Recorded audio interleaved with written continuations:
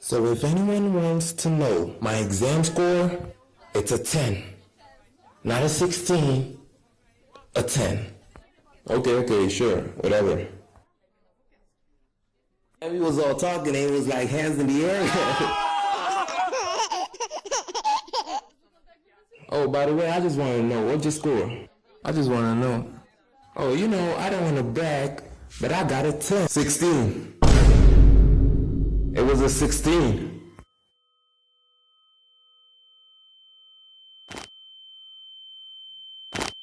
So around the year 2020, it was my turn to take part in the junior high final exam, BECE, which was Basic Education Certificate Exam, or basically every child's endless horror, because this was some of the most useless questions that I've ever heard. For example, in school we learned that the atom was discovered by Dalton, but he was wrong about something. And these guys, Rutherford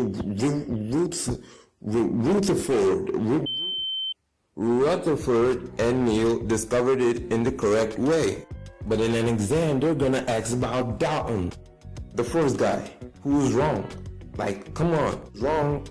Why do I have to learn about it and write a report about something that's so wrong? Anyway, our final took place in a different school because, you know, the people in charge thought that we would cheat. And I mean, yeah, like we would. And we also had to be searched because, like, we still cheat anyway. So we get inside the class, we take our seats, and we wait. We wait for like 30 minutes until... What's going on? Everyone, this is supervisor. She watch over your exam. You cheat, officer, take you away. You fail exam. You fail exam, you no get doctor. You no get doctor, you failure. You failure, you eat with the goats and the camel and the sheep. I warn you now, have a bad day.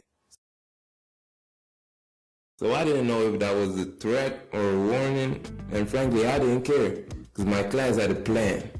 This was our final exam, and we were all gonna pass. And here's a little context.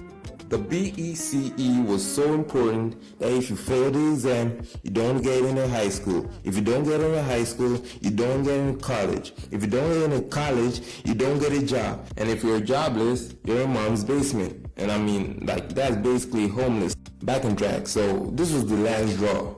We planned this for weeks, and it was the perfect plan. So basically we made one of the girls sneaking a crib shit inside.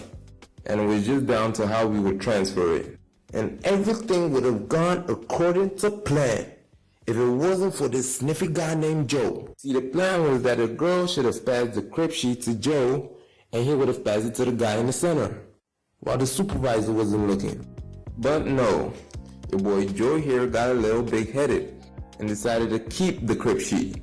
And what's worse, he couldn't keep it together, so you can guess what happened.